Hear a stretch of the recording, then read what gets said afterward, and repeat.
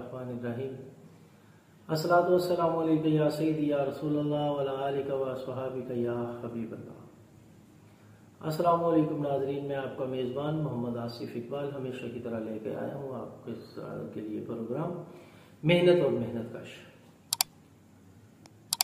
आज इस प्रोग्राम में मैं आपको मिलवाना चाहता हूँ एक ऐसी हस्ती से जिन्होंने बड़े छोटे से लेवल से अपने काम को शुरू किया और अल्लाह की करम नवाजी से, अल्लाह की रहमतों से अपने काम में आज बड़े सक्सेसफुल हैं।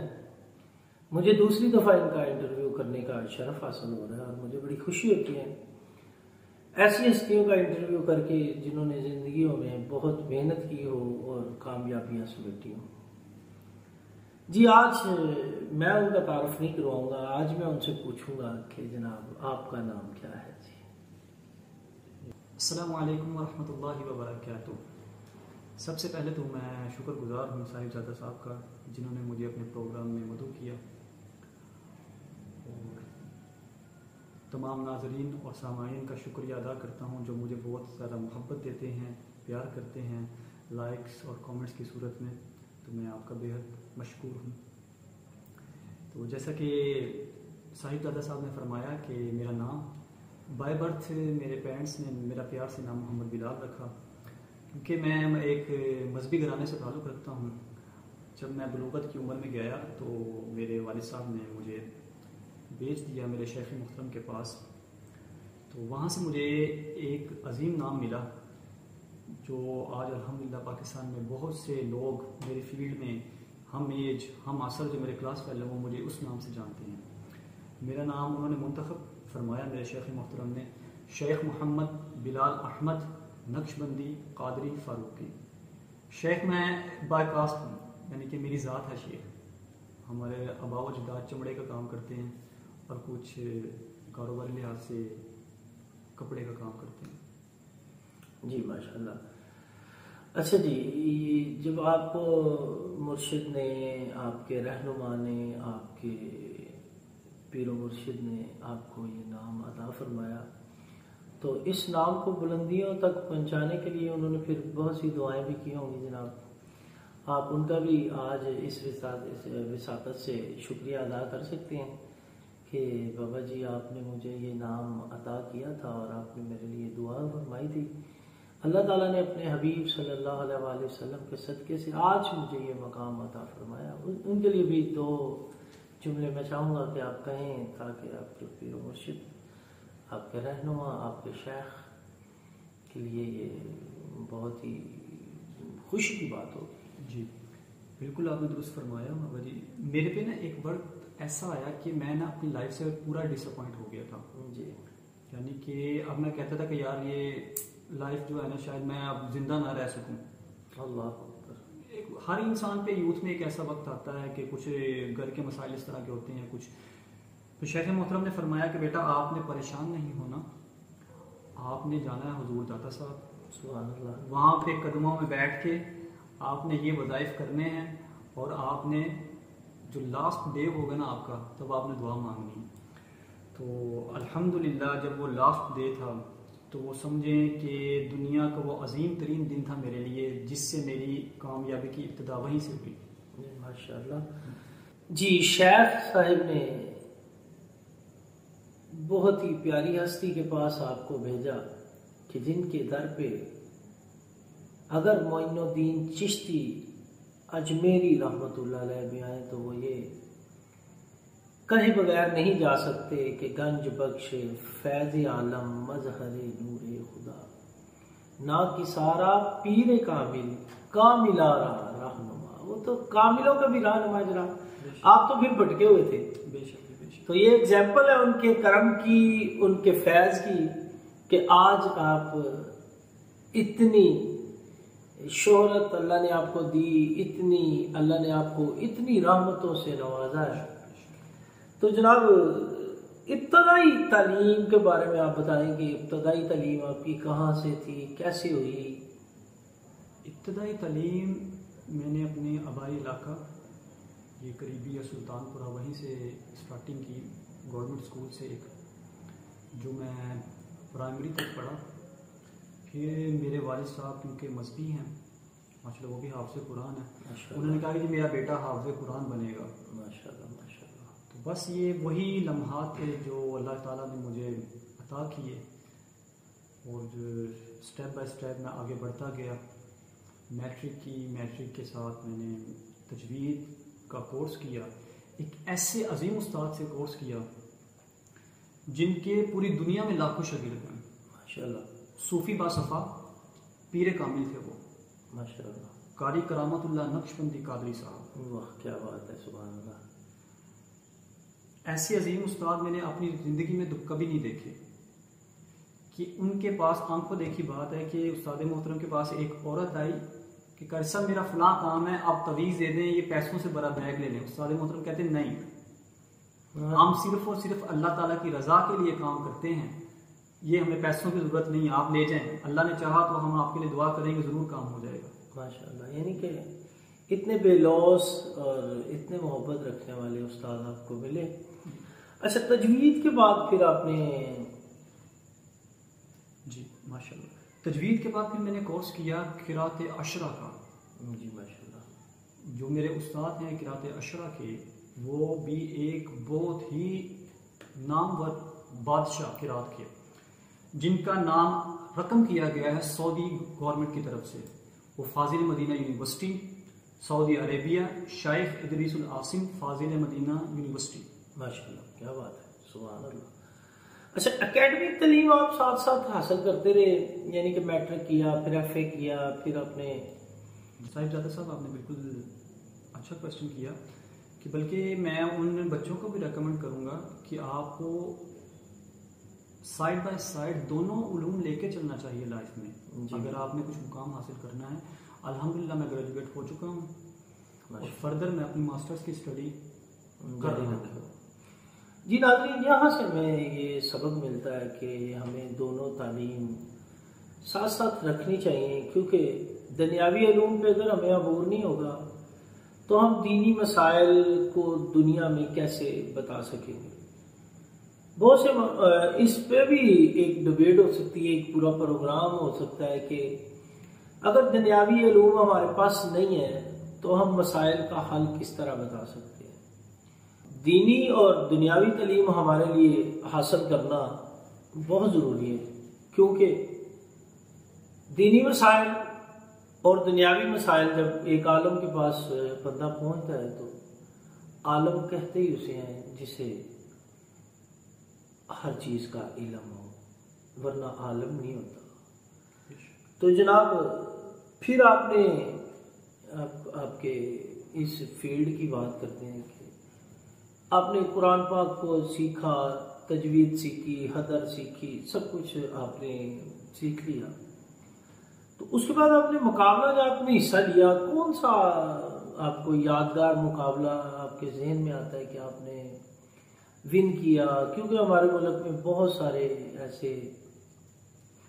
ایونٹ کروائے جاتے ہیں جن میں اس نے قرات کے مقابلہ جات ہوتے ہیں، بلکہ انٹرنیشنل لیول پہ بھی لوگ پاکستان میں آ کے ان مقابلوں میں حصہ لیتے ہیں. تو آپ ہمارے ساتھ یہ ذرا شیئر کیجیے. جی جناب، میری یہ خوش قسمتی ہے کہ 2020 کے مقابلہ میں آل پاکستان قرات کمپٹیشن پنجاب یونیورسٹی نے کروایا تھا، جس میں میری الحمدللہ میرے اساتذہ کرام کی نگاہ کرم، والدین کی، پیر و مرشد کی، اور صاحبزادہ صاحب جیسے جو دوست احباب، ان تمام کی دعاؤں سے میں نے پورے پاکستان میں دوسری پوزیشن حاصل کی تھی. ماشاء اللہ جی، ماشاء اللہ. قومی سطح پر. اور اللہ تعالیٰ نے آپ کو اس کامیابی سے نوازا، والدین کی دعاؤں اور مرشد کے نگاہ کرم. اور جو آپ بتا رہے ہیں نا کہ میں گیا پھر داتا صاحب سرکار کے در پہ، تو آپ ایگزامپل ہے اس چیز کی کہ جب بندہ مایوس ہو جائے تو پھر اللہ والوں کی تلاش میں نکلے، کیونکہ انعمت علیہم غیر المغضوب علیہم ولا الضالین. اللہ کہتا ہے، اللہ تعالیٰ فرماتا ہے کہ مجھ سے یہ دعا کرو کہ اللہ ہمیں نیکوں کے راہ پہ چلا. تو پھر آپ اس نیک ہستی کے در پہ پہنچے تو اللہ تعالیٰ نے آپ کو کس طرح نوازا، یہ قابل دید بات ہے. اچھا جی، آپ اپنے کوئی بچپن کی ایسا یادگار واقعہ سنائیں کہ ابا جی نے بڑا کوئی پھینٹا شینٹا لگا دیا ہو یا آپ نے کوئی ایسی شرارت کی ہو جس سے آپ کو کافی ڈانٹ ڈپٹ ہوئی ہو. ویسے تو آپ ابھی چھوٹے ہی ہیں لیکن بچپن ابھی آپ کا بس 7-8 سال پیچھے ہی تھا.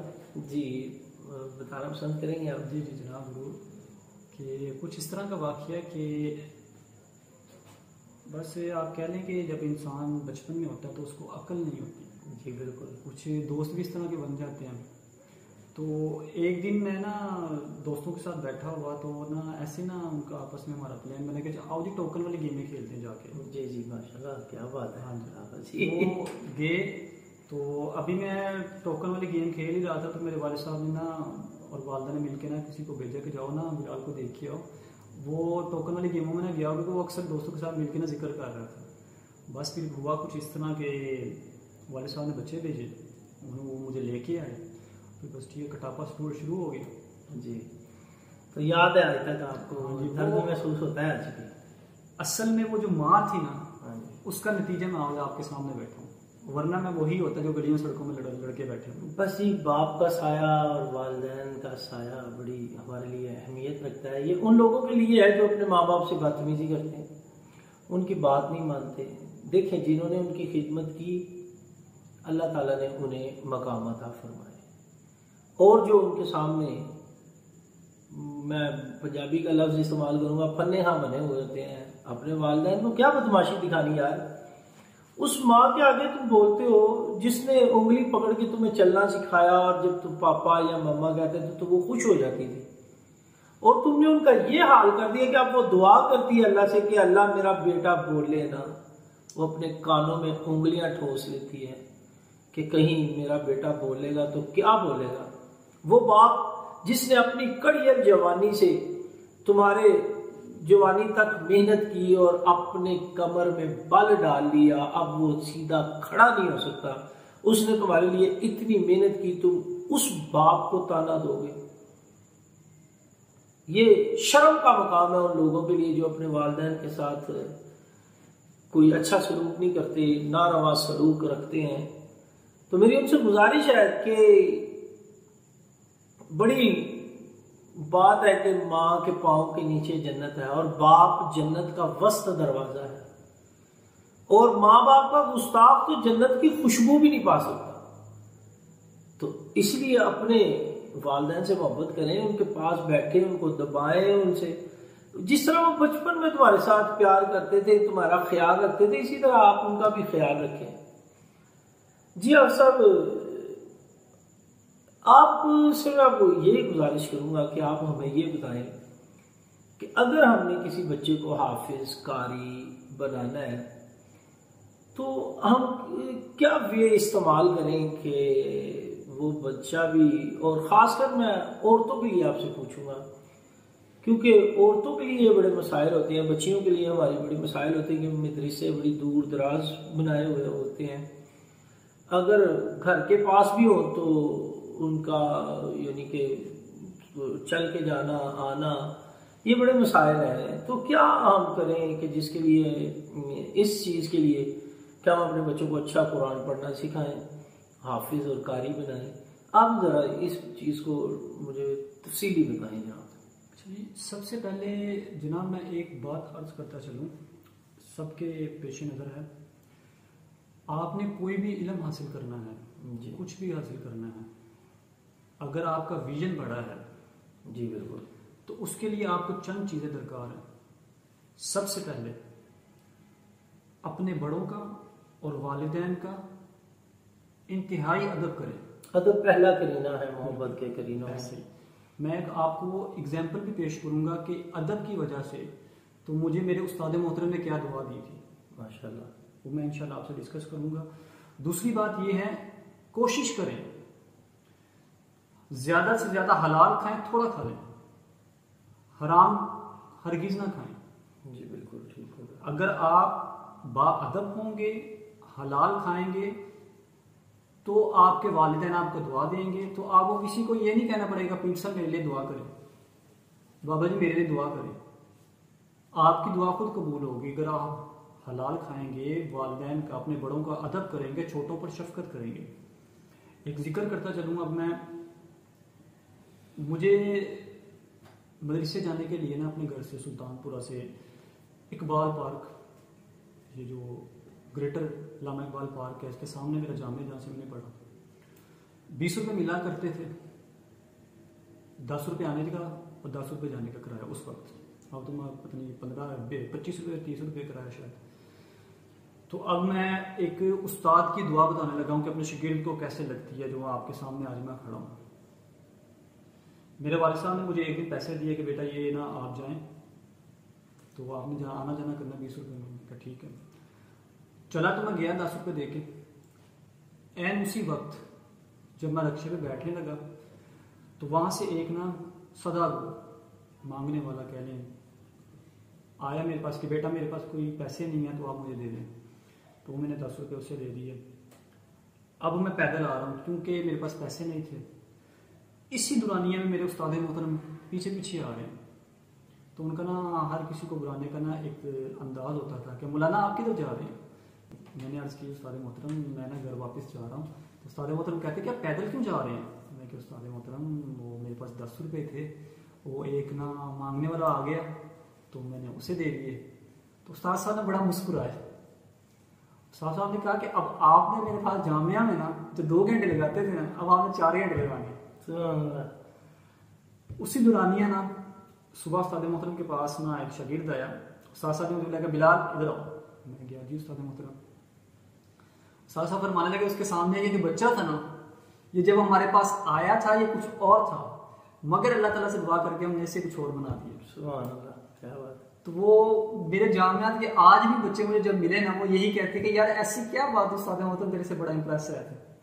ایون کہ استاد محترم کا بیٹا بھی یہی کہتا ہے کہ یار پاپا جی آپ کی نا بڑی تعریف کیا کرتے تھے، اس کی وجہ کیا ہے؟ تو میں ان کو کہتا ہوں کہ واللہ علم کیا بات ہے، مجھے تو اتنا خبر نہیں ہے۔ تو کہنے کا مطلب یہی ہے کہ آپ مخلص ہوں دین کے ساتھ، والدین کا ادب کریں، اساتذہ کرام کا ادب کریں، چھوٹوں پر شفقت کریں، تو کامیابی ہمیشہ آپ کے قدم چومے گی۔ جی اپنے سوال کی طرف آتے ہیں کہ ہمیں طریقہ کار بتائیں کہ کیسے ہم پڑھا سکتے ہیں، سٹارٹ سے پڑھائیں، تھوڑا اکیڈمک تعلیم دلا کے اس کے بعد شروع کروائیں، یا پہلے سے سٹارٹ کروا لیں اس کے بعد اسکولنگ کی طرف جائیں؟ جی جناب اتنا 2 پوائنٹ آف ویو ہیں جی، کیونکہ ہمارا معاشرہ جو ہے نا وہ عورتوں کے لیے تھوڑا سا تنگ نظر ہے، کہ جبکہ اسلام جو ہے نا وہ برابر کہتا ہے کہ جتنی بیٹی کو تعلیم دی جائے اتنی ہی بیٹے کو تعلیم دی جائے۔ بالکل۔ اور کچھ ہمیں یہ چاہیے کہ ہم بچوں کی ایک تو ذہنیت بھی دیکھیں کہ یہ بچہ کس فیلڈ کا ہے، کہ اس کو کہاں پہ ایڈجسٹ کیا جا سکتا ہے۔ جی بالکل۔ اور دوسری بات یہ کہ ہم ابتدا سے ہی بچوں کے نا اسلامی نا تعلیم پر نا زیادہ فوکس کریں۔ اس کا فائدہ یہ ہوگا جب یہ بلوغت میں آئیں گے، بڑے جوان ہوں گے، تو یہ خرافات نہیں کریں گے، ان میں حیا ہوگی، ادب ہوگا۔ آج عوام بچے بے ادب کیوں ہیں؟ اس کی وجہ یہی ہے۔ جی ناظرین، تو آپ صاحب کے مطابق کہ بچوں کو کا جو فریم آف مائنڈ ہے نا وہ سب سے پہلے آپ اسلام کی طرف رکھیں، تاکہ وہ بڑے ہو کر اسلام کے شائداں نکلیں، اسلام سے محبت کرنے والے ہوں، اسلام کے پر چلنے والے ہوں، اسلام کے پیروکار ہوں۔ اور دوسرا، بچہ جو تعلیم حاصل کرتا ہے آپ اس کے ذہن کے مطابق اس کو تعلیم حاصل کروائیں۔ اگر اس میں ابیلٹی قاری بننے کی ہے تو اس کو قاری بنائیں، اگر اس میں ابیلٹی حافظ بننے کی ہے تو اسے حافظ بنائیں، اور اگر اس میں صرف قرآن پڑھنے کی ابیلٹی ہے تو اس کو صرف وہی تعلیم دلوائیں جو وہ آسانی سے حاصل کر سکے۔ جبر کی تعلیم سے یہ ہوتا ہے کہ پھر بچہ جب بھاگتا ہے تو نہ وہ ادھر کا رہتا ہے نہ وہ ادھر کا رہتا ہے۔ اکیڈمک تعلیم کو ساتھ ساتھ جاری رکھوائیں تاکہ دونوں علوم پہ وہ حاوی ہو۔ دادا صاحب کی بات کی تھی تو دادا صاحب ایک وقت میں عالم بھی تھے، ایک وقت میں سائنسدان بھی تھے، ایک وقت میں انجینئر بھی تھے، ایک وقت میں ان کی کتاب اگر کشف المجوب کا مطالعہ کیا جائے تو آپ فاضل بھی تھے، عالم بھی تھے، اور تفسیر بھی قرآن کی جانتے تھے، حدیث پہ بھی ان کو عبور تھا اور فقہ پہ بھی ان کو عبور حاصل تھا اور دنیاوی علوم پہ بھی ان کو عبور حاصل تھا، دینی امور پہ بھی ان کو، دینی تعلیمات پہ بھی ان کو عبور حاصل تھا۔ تو یہ ایک پورا پیکیج ہوتا ہے جی۔ اسپیسیفک اگر ہم کہیں کہ جی ایک بندہ یہ کر رہا ہے اور اس طرح ہو جائے گا تو یہ ہونا ممکن ہی نہیں ہے، کیونکہ علم اور عمل دونوں ہی جزو ہیں، ان کا ہونا لازم ہے، اور جو علم ہوتا ہے اس کی پھر حدیں نہیں ہوتی۔ علم کو حاصل کرنا ہے تو ماں کی گود سے لے کے پھر قبر کی گور تک اس کو حاصل ہی کرتے جائیں، اس میں ایج لیمٹس نہیں ہوتی۔ آپ یہ سوچیں کہ جی آج اگر میں قرآن نہیں پڑھا تو میں کبھی بھی نہ پڑھوں، تو بھائی پڑھ لیں۔ بھائی کسی بھی عمر میں، کسی بھی دور میں، کہیں بھی اگر آپ کو تھوڑا سا بھی موقع ملتا ہے تو آپ قرآن کو ضرور پڑھیں، سمجھ کے پڑھیں۔ حضرت ابو ذر سے سرکار دو عالم صلی اللہ علیہ وآلہ وسلم نے فرمایا، اے ابو ذر، قرآن کی ایک آیت کو سمجھ کر پڑھنا 100 نفل نماز سے بہتر ہے۔ قرآن کو سمجھ کر پڑھیں، اور تم میں سے بہترین وہ شخص ہے جو خود قرآن پڑھتا ہے اور دوسروں کو پڑھاتا ہے، یعنی جو خود قرآن سیکھتا ہے اور دوسروں کو سکھاتا ہے۔ انہی الفاظ کے ساتھ آپ سے اجازت چاہوں گا، اور مجھے اور میرے مہمان جناب الشیخ قاری محمد بلال نقشبندی فاروقی صاحب کو دیجیے اجازت۔ السلام۔